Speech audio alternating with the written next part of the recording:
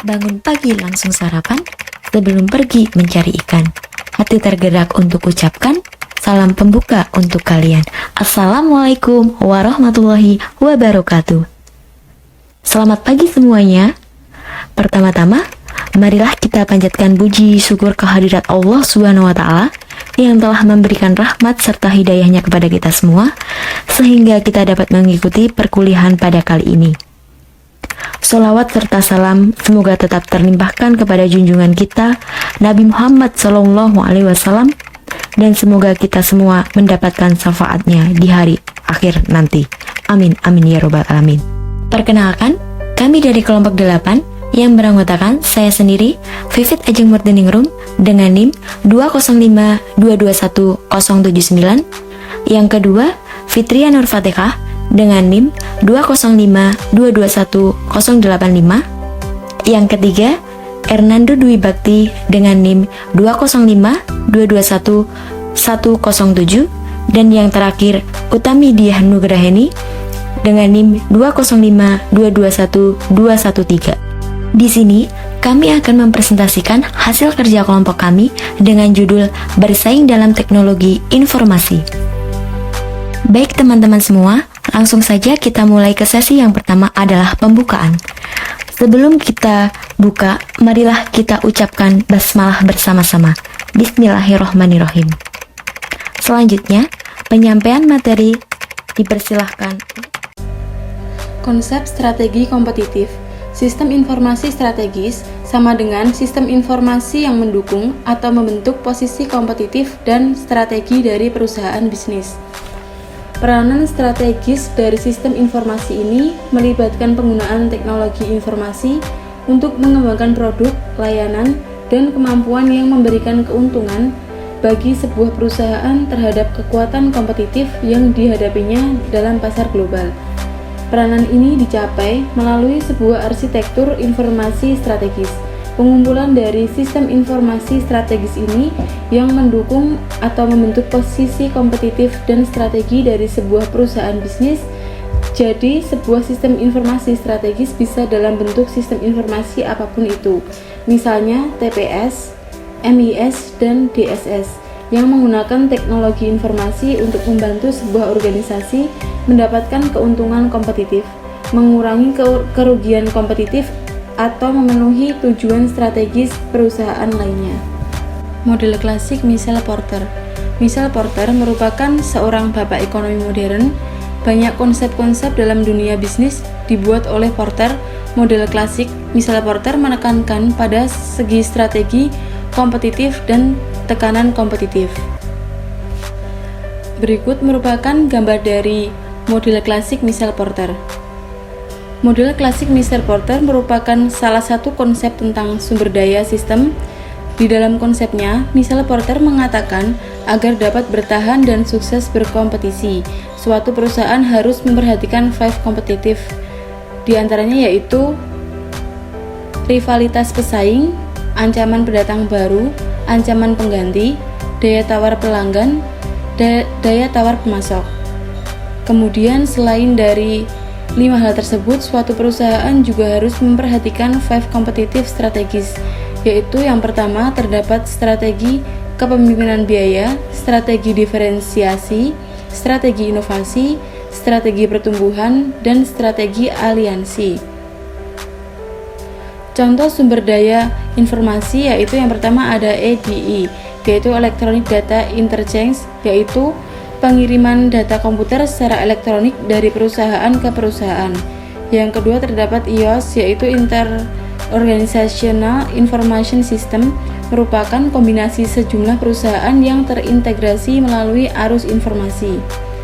Adapun kelebihan dari EDI yaitu menghilangkan banyak form kertas, tingkat kecepatan, tingkat ketelitian, dan menghubungkan sistem komputer atau IOS. Kelebihan dari IOS yaitu perusahaan yang menggunakan IOS tidak terkejar oleh perusahaan yang memakai IDE. Selanjutnya ada penggunaan strategis teknologi informasi. Strategis teknologi informasi ini dibagi menjadi 2 bagian. Yang pertama, ada biaya yang lebih murah. Kemudian yang kedua ada diferensiasi.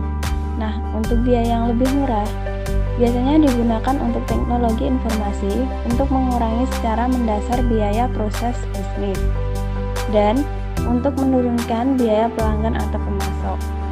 Kemudian untuk yang diferensiasi biasanya digunakan untuk mengembangkan berbagai fitur teknologi informasi baru untuk melakukan diferensiasi produk dan jasa. Yang kedua, gunakan berbagai fitur teknologi informasi untuk mengurangi keunggulan diferensiasi para pesaing. Dan yang terakhir, gunakan berbagai fitur teknologi informasi untuk memfokuskan diri pada ceruk pasar yang dipilih. Nah, selanjutnya ada yang inovasi. Penggunaan strategis teknologi informasi pada bagian inovasi biasanya digunakan untuk membuat produk dan kasa baru yang memasukkan berbagai komponen teknologi informasi. Yang kedua, kembangkan pasar baru atau ceruk pasar yang unik dengan bantuan teknologi informasi. Yang ketiga, ada buat perubahan radikal atau proses bisnis dengan teknologi informasi yang secara dramatis akan menangkas biaya, meningkatkan kualitas, efisiensi, atau layanan pelanggan. Kemudian dalam penggunaan strategis teknologi informasi, yang pertama digunakan untuk mendukung pertumbuhan. Biasanya caranya yaitu gunakan teknologi informasi untuk mengelola perluasan bisnis secara regional dan global. Kemudian gunakan juga teknologi informasi untuk mendiversifikasikan serta mengintegrasikan produk dan jasa lainnya. Kemudian kegunaan strategis teknologi informasi untuk mengembangkan persekutuan. Gunakan teknologi informasi untuk membuat organisasi virtual yang terdiri dari para mitra bisnis dan kembangkan sistem informasi antar perusahaan yang dihubungkan oleh internet dan intranet. Kemudian, memasuki teori Porter Value Chain. Porter Value Chain berfokus pada sistem dan bagaimana input diubah menjadi output yang dibeli oleh konsumen. Menggunakan sudut pandang ini, Porter menggambarkan rantai kegiatan umum untuk semua bisnis dan ia membagi mereka ke dalam kegiatan primer dan dukungan. Untuk kegiatan primary activities, kegiatan utama berhubungan langsung dengan penciptaan fisik, penjualan, pemeliharaan, dan dukungan dari suatu produk dan jasa. Mereka terdiri dari inbound logistik, yang artinya semua proses yang terkait dengan menerima, menyimpan, dan mendistribusikan input internal. Yang kedua, mengenai operation, kegiatan transformasi yang mengubah input menjadi output yang akan dijual kepada pelanggan. Yang ketiga, ada outbound logistik. Kegiatan ini memberikan produk atau layanan kepada pelanggan. Yang keempat, ada marketing dan sales. Proses yang digunakan untuk membujuk pelanggan untuk membeli produk yang dijual. Kemudian yang kelima ada service, yaitu kegiatan yang berkaitan dengan mempertahankan nilai dari produk atau layanan kepada pelanggan setelah membeli produk. Yang selanjutnya ada support activities. Kegiatan ini mendukung fungsi utama di atas. Dalam diagram kita, garis-garis putus menunjukkan bahwa setiap dukungan atau sekunder aktivitas dapat berperan dalam setiap kegiatan utama. Misalnya, pengadaan mendukung operasi dengan kegiatan tertentu, tetapi juga mendukung pemasaran dan penjualan dengan kegiatan lainnya. Kemudian ada procurement atau purchasing, yang artinya kegiatan organisasi untuk mendapatkan sumber daya yang dibutuhkan untuk beroperasi. Kemudian ada lagi human resource management, yang artinya seberapa baik sebuah perusahaan itu dipengaruhi dengan cara merekrut, melatih, memotivasi, dan memberi penghargaan untuk para pekerjanya. Kemudian ada teknologi development. Kegiatan ini berhubungan dengan pengelolaan dan pengolahan informasi serta melindungi basis pengetahuan perusahaan. Kemudian yang terakhir ada infrastruktur. sistem dukungan perusahaan, dan fungsi-fungsi yang memungkinkan untuk mempertahankan operasi sehari-hari seperti akuntansi, hukum, administrasi, dan manajemen. Untuk menggambarkan rantai kegiatan umum untuk semua bisnis yang digambarkan oleh Porter Value Chain dapat digambarkan seperti diagram yang tertera pada PPT. Yang selanjutnya perekayasaan ulang. Perekayasaan ulang merupakan pemikiran kembali yang mendasar dan pendesainan ulang yang radikal atas proses bisnis untuk mencapai perbaikan yang dramatis dalam biaya, kualitas, kecepatan, dan layanan.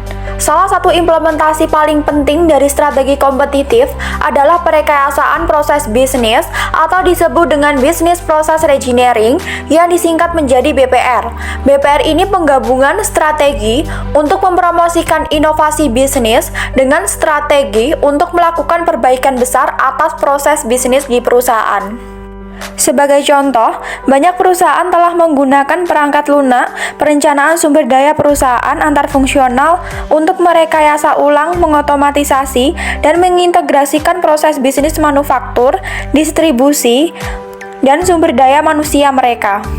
Banyak juga perusahaan menemukan bahwa pendekatan dengan pendesainan ulang organisasi merupakan sebuah faktor penting yang memungkinkan untuk dilakukannya perekayasaan ulang bersama dengan penggunaan teknologi informasi. Sebagai contoh, salah satu pendekatan umum adalah penggunaan tim proses acu diri antar fungsional atau multidisiplin. Karyawan dari beberapa departemen atau keahlian termasuk teknik, pemasaran, layanan pelanggan, dan manufaktur mungkin bekerja sebagai tim pada proses pengembangan produk. Contoh yang lainnya seperti manajer kasus yang menangani hampir semua tugas dalam sebuah proses bisnis daripada memecah tugas di antara berbagai spesialis yang berbeda. Yang selanjutnya, membangun perusahaan virtual. Perusahaan virtual merupakan organisasi yang menggunakan teknologi informasi untuk menghubungkan banyak orang, organisasi, aktiva, dan ide. Perusahaan virtual biasanya membentuk aliansi dan kelompok kerja virtual dengan mitra bisnis yang saling berhubungan melalui internet, intranet, bahkan extranet. Sebagai contoh, sebuah bisnis mungkin tidak memiliki waktu atau sumber daya untuk mengembangkan infrastruktur manufaktur dan distribusi yang diperlukan, serta kompetensi personel dan teknologi informasi untuk mengambil keuntungan penuh dari sebuah kesempatan pasar yang baru tepat pada waktunya.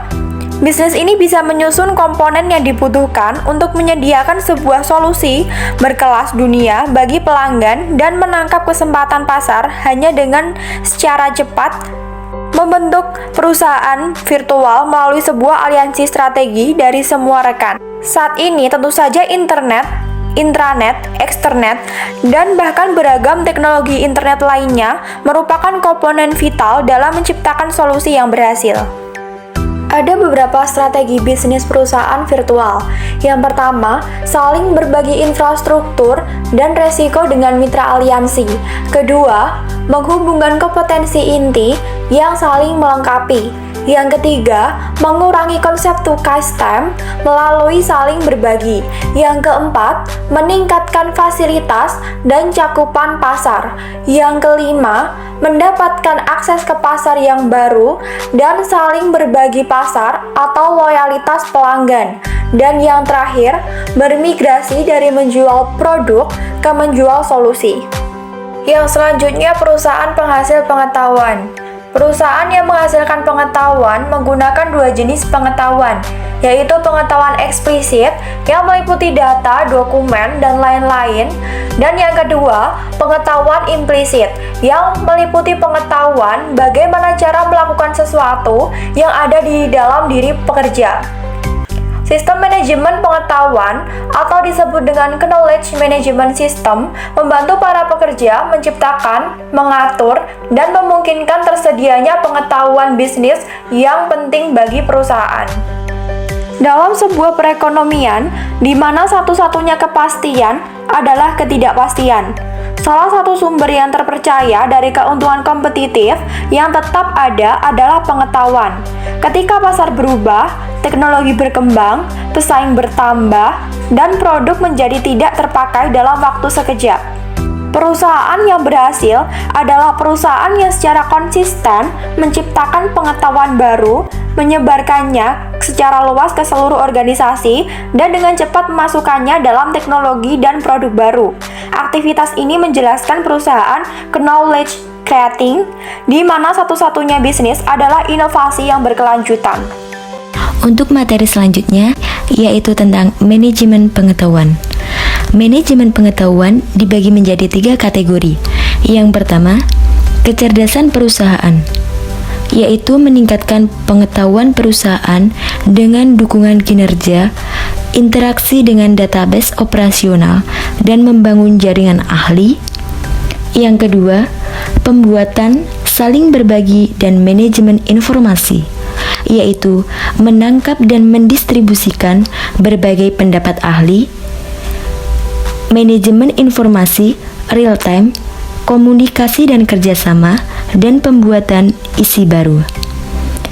Dan yang ketiga, manajemen dokumen, yaitu menilai dan menarik dokumen yang disimpan secara online.